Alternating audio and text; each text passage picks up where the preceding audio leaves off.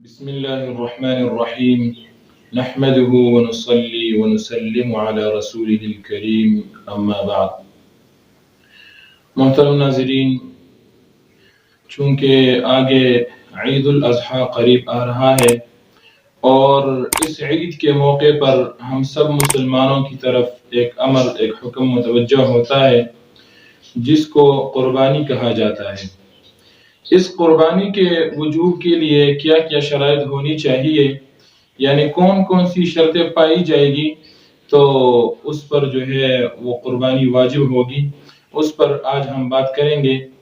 تو قربانی کے وجوب کے لیے 4 شرائط کا پایا جانا ضروری ہے، یعنی کہ جس بندے کے اندر یہ 4 شرائط پائی جائے اس پر جو ہے وہ قربانی واجب ہو جاتی ہے۔ ان شرائط میں سے سب سے پہلی شرط یہ ہے کہ قربانی کرنے والا عاقل ہو، یعنی عقل مند ہو۔ اس کی ضد میں جنون آتا ہے، پاگل پن آتا ہے، یعنی کہ کوئی اگر پاگل ہوگا، مجنون ہوگا تو اس پر قربانی واجب نہیں ہے۔ تو سب سے پہلا شرط یہ ہوا کہ عاقل ہو، یعنی عقل مند ہو۔ دوسرے نمبر پر بالغ ہونا ضروری ہے، یعنی اس کے ضد پر جو ہے وہ نابالغ آتا ہے۔ تو گویا کہ مطلب یہ ہوا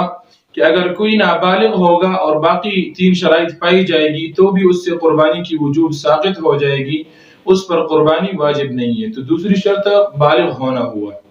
اسی طرح تیسری شرط مقیم ہونا ہے، یعنی کہ مسافر پر قربانی نہیں ہے۔ اور مسافر کے اندر پھر تفصیل اتنی زیادہ کچھ نہیں ہے، بہرحال شرعی مسافر اسی کو کہا جاتا ہے جس طرح کہ کوئی بندہ اپنے گھر سے نکلے اور 48 میل دور تک چلا جائے اور واپسی اپنے گھر کا ارادہ 15 دن کے اندر اندر ہو تو اس کو مسافر کہا جاتا ہے، اس کو شرعی مسافر کہا جاتا ہے، اس پر بھی قربانی واجب نہیں ہے۔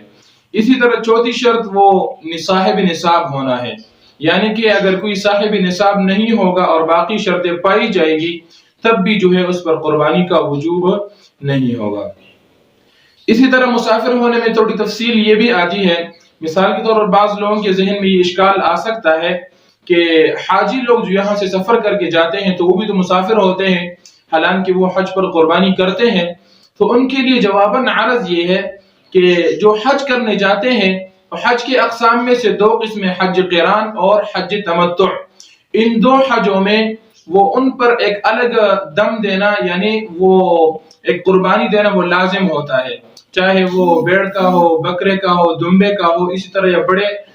گائے میں سے کسی کے ساتھ کوئی شریک ہو جائے، بہرحال وہ الگ لازم ہوتا ہے۔ اس کے علاوہ اگر کوئی صاحب نصاب ہو، جس طرح کہ عام طور سے اپنے وطن مثال اگر وہ حج پر نہ جاتا اور اس پر قربانی واجب ہوتی تو اس وجہ سے الگ قربانی اس پر لازم ہوتی ہے۔ تو گویا کہ خلاصہ یہ ہوا کہ اگر کوئی صاحب نصاب ہو اور وہ حج پر چلا جائے تو اور حج قران یا حج تمتع ادا کر رہا ہو تو حج قران یا تمتع کی وجہ سے اس پر وہ قربانی الگ لازم ہوگی، اور اس کے علاوہ جو دوسری قربانی ہوگی یعنی کہ اپنی ذاتی وجوب کی بنا پر کہ وہ اس پر قربانی واجب ہے تو وہ قربانی اس کو الگ دینی پڑے گی۔ تو یہاں پر اس حاجی کے لیے بھی یہی حکم ہے، اگر اس حاجی نے یہ جو ویزا لگوایا ہے اور وہاں پر جا کر 15 دن کے اندر اندر اس نے واپس لوٹنا ہے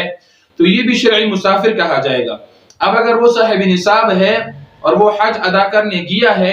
اور 15 دن کے اندر اندر اس کی واپسی ہے تو اس پر جو ہے وہ قربانی ساقط ہو جائے گی جو اپنے وطن میں اس نے کرنی تھی۔ لیکن اگر 15 دن سے زیادہ کا اس کا ارادہ ہو،